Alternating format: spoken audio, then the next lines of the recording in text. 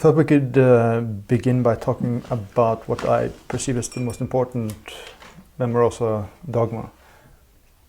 Having timeless images, the past, present and the future in one image. And so I was thinking I should try to slightly challenge that idea. Because there are some people that come to mind. Andrew Wyeth is one, who painted something that is fairly contemporary. I mean, I understand that it's not like a typical image of a specific time, but still it's more contemporary to our time. I'm thinking about Edvard Munch, the portrait of Carl August Klevjer, for example, which is a man in this sort of 1880s suit, but he eternalizes him or whatever. Or you have Moby Dick, for example, which is a specific situation or a specific century, but he eternalizes it. So it's just a question of when is a motif eternal or eternal enough? I mean, can you use some kind of contemporary prop at all, or do you just have to ban everything? I think the way I see it, it's those dogmas need to be read together, all of them, and not isolatedly picking out one, because the dogma which is prior to that one is very important in this sense that we don't paint pictures, we paint stories. So that you paint the past, the present and the future combined is more related to the stories than, for example, just an object in the picture. So even though Andrew Wyeth can have a man who runs with a specific hat, which is a little bit, you could say it's from our time, he's not doing anything that he could not have done in the past, in our time, or in the future. So it's more related to the action, I think. Yeah, because I'm thinking, I mean, you when look at movies, obviously, The Hunt, which is quite specific. He works in a kindergarten, for Christ's sake, but of course the actual action going on there. And it reminds me of something I remember quite early. I asked Odd Nerdrum, your father, about that because when it was, I started in '96, so this was quite early in the kitsch idea. And then I said, well, how then do you defend the murder of Andreas Baader? And he said, well, if it has some interest, it is because of the drama in it, and in spite of the specific situation it's supposed to represent. This is something that I was recently in Trondheim on this debate between me and some modernist, and he said that he said that I should paint paintings that depict this time, paintings from the 21st century, because it's you're making fake history or something. And he said that, well, Öde Nerdrum did that in the 70s with the murder of Andreas Baader, but then I said that what makes the murder of Andreas Baader good, if you are to look at that painting to find the qualities, you wouldn't say that a good thing about this painting is that they are wearing certain clothes or something. It's, if you're to look at that painting in order to find some qualities, they would be timeless qualities. Yeah, I mean, it's when he makes Andreas Baader into a bird with a broken wing. Yeah. Then it's that is obviously beyond just depicting a specific time. Yeah. It isn't the time that makes that painting good. But very often to adhere to the times can help you. It can help you get it out to people. It can make it more understandable for a certain audience in the time, but you have to always make sure it does not come on the cost of the timeless drama. And I mean, even Dante did that when he wrote Divina Commedia in vulgar Latin, Italian as we call it today. It's not that is the exact same thing, but he did it so that people can read it, that many people can read it. And because that's a major point with Joseph Campbell. It surprised me a bit, because he mentions it in different lectures, that you have to sort of update the myths so that they are accessible.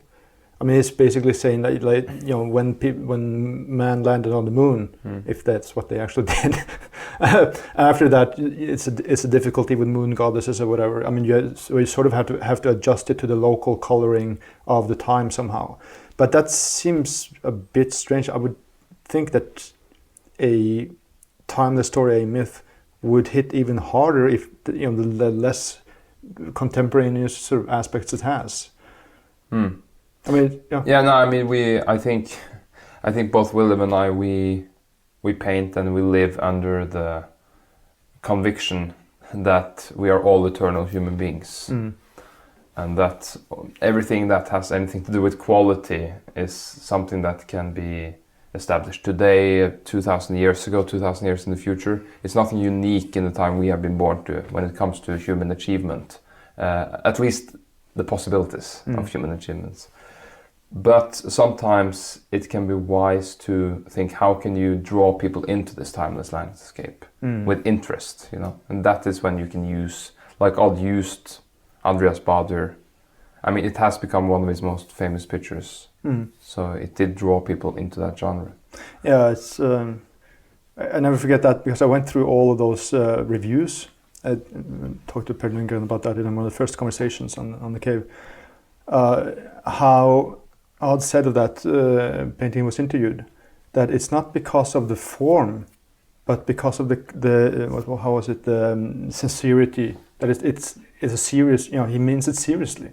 The drama, the sensuality of it, and that's what they reacted to. That's what they couldn't take, and that's interesting. That to be contemporary, it wasn't the old masterly form, because that's easily recognizable according to art history as something belonging to the past, so-called.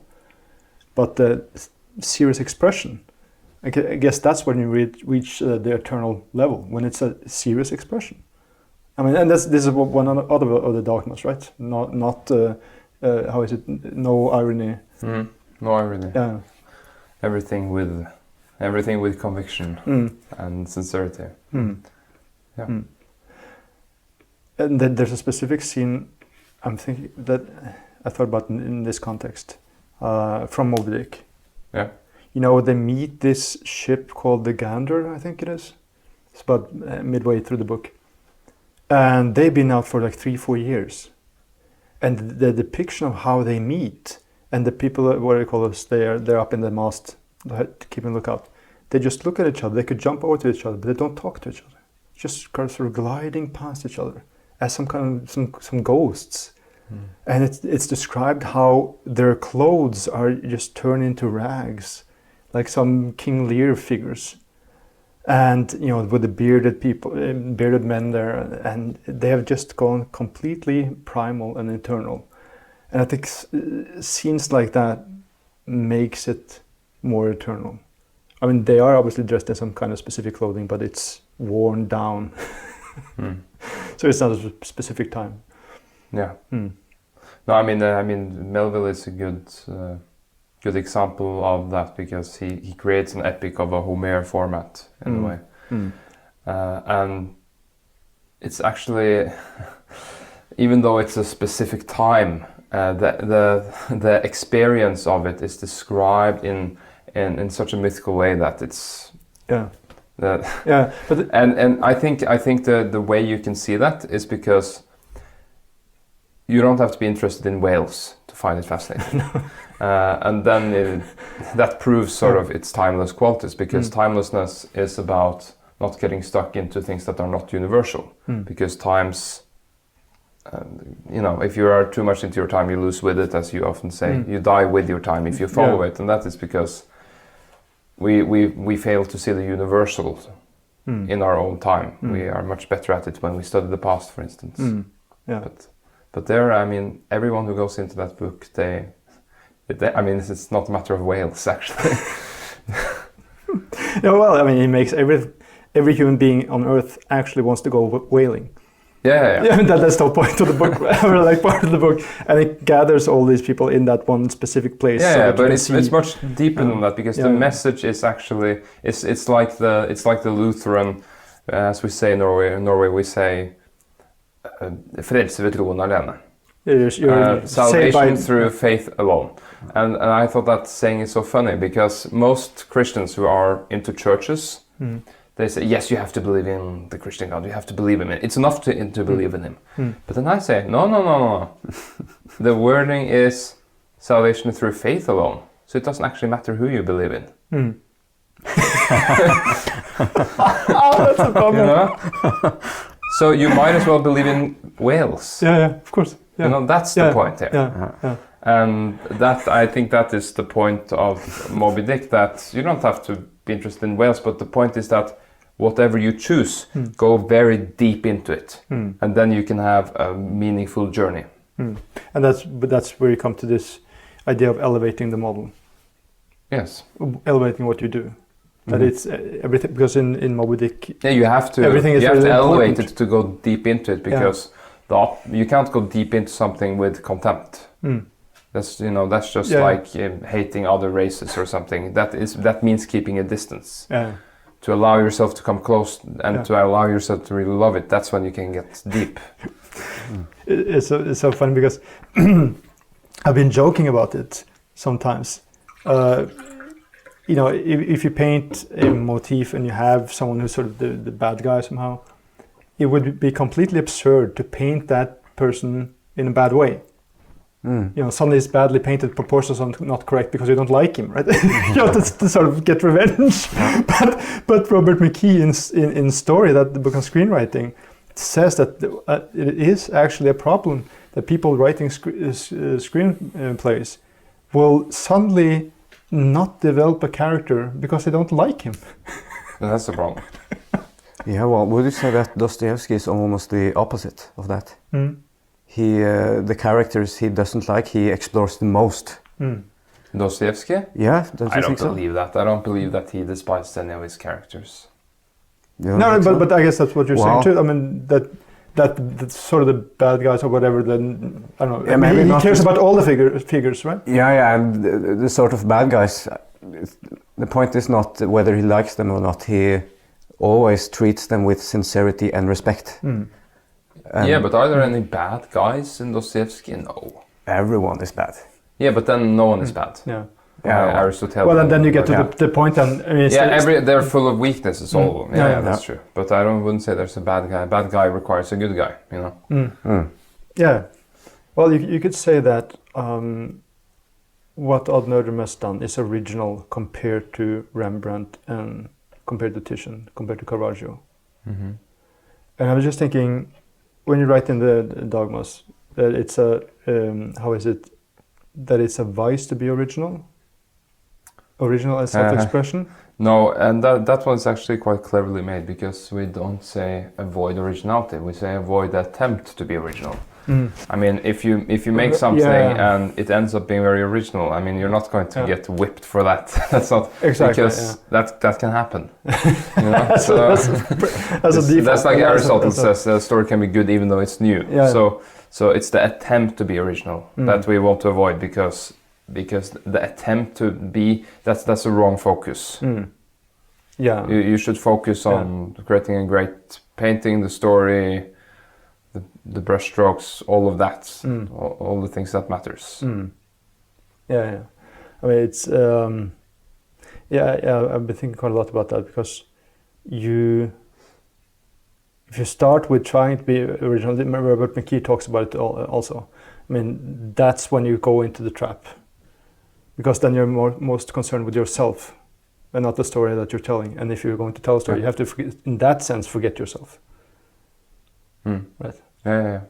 And also Blake Snyder, this thing about when he tried to he was asked to look at all the things that the figures said and hide and just hold their hand over the names, and he couldn't separate which figure it was that said the different lines, because they all spoke like him.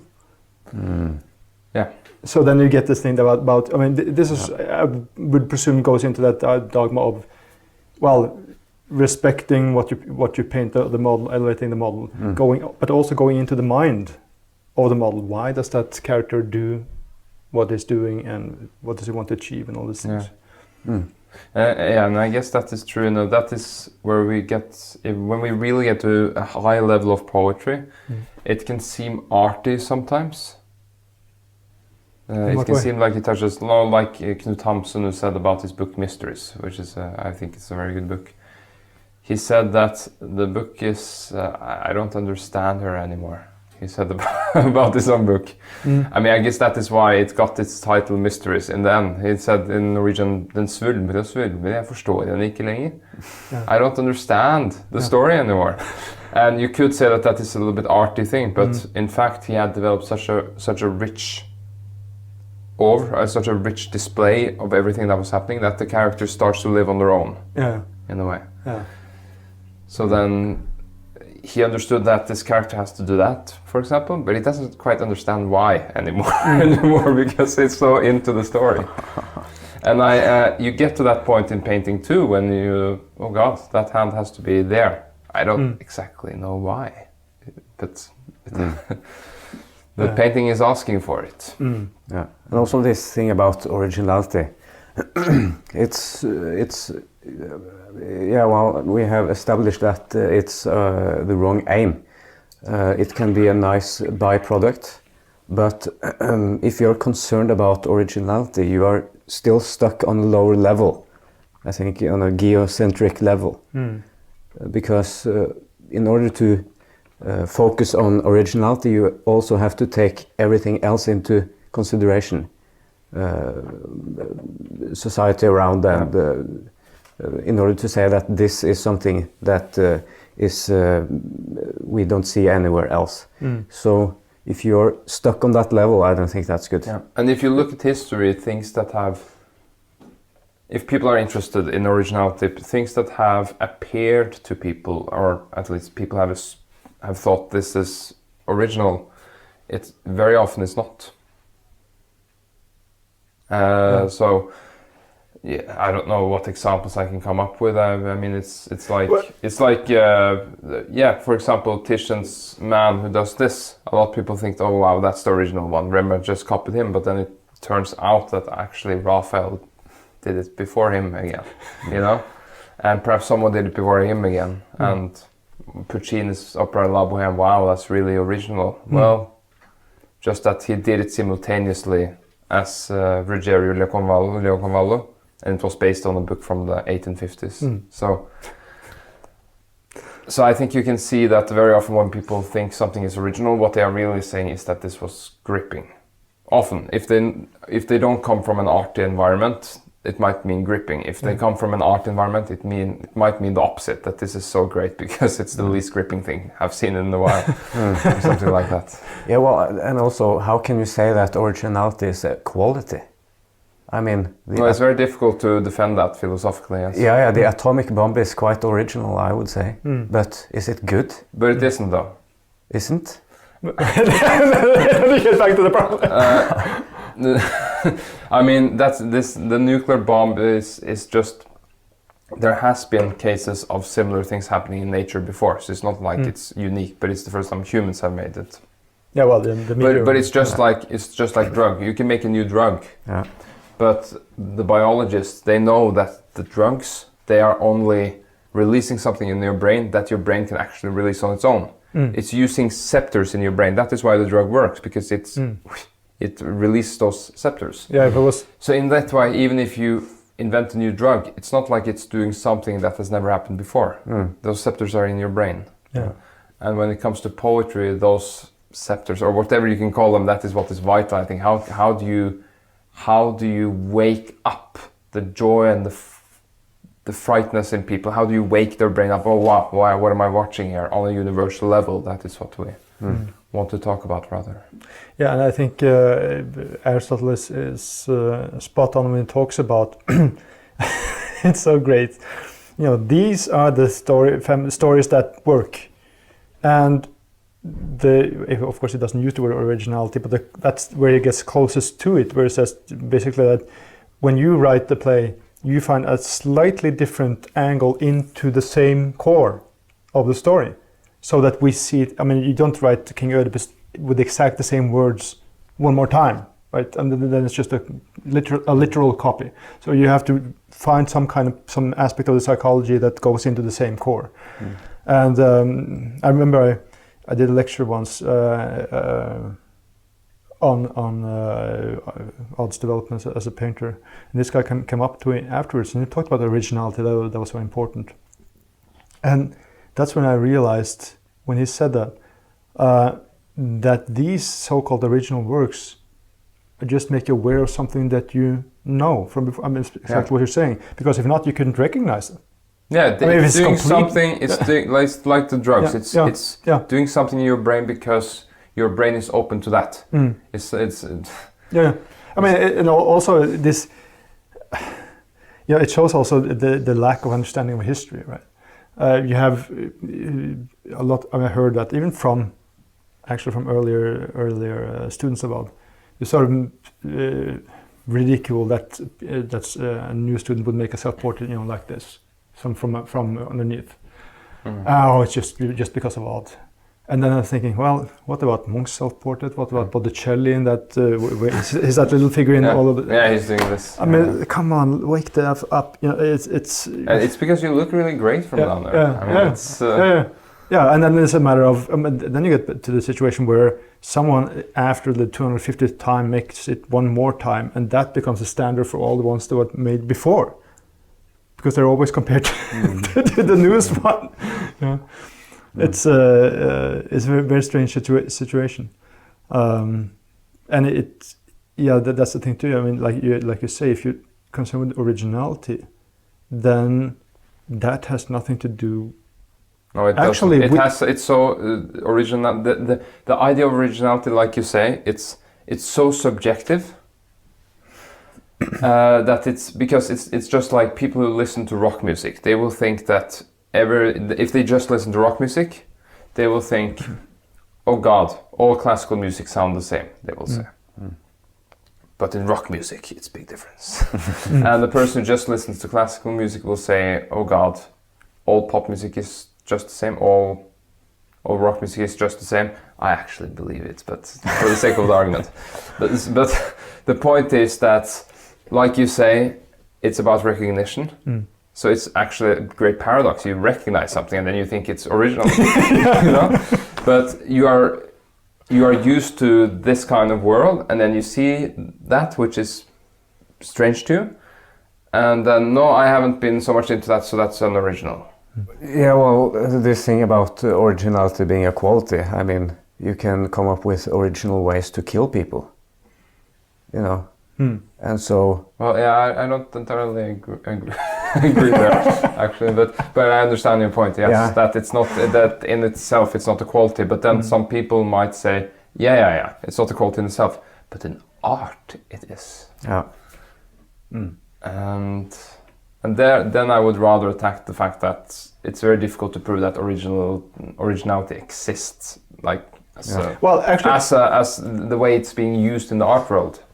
Yes, as some sort of because it's not physically original, like, because the original word means, like, do you have the original the divorce papers? If you say that, well, that means you don't want the photocopy. You want so that's a physical concept of originality, but the concept of originality that the art people are working with is a non-physical term, and I don't believe that exists. Thank you for checking out this clip from the Cave of Apelles. If you want to watch the entire segment, head over to caveofapelles.com/donate and become a $5 patron. That will allow you to access all our Dark Flame episodes, bonus material with our featured guests, and more.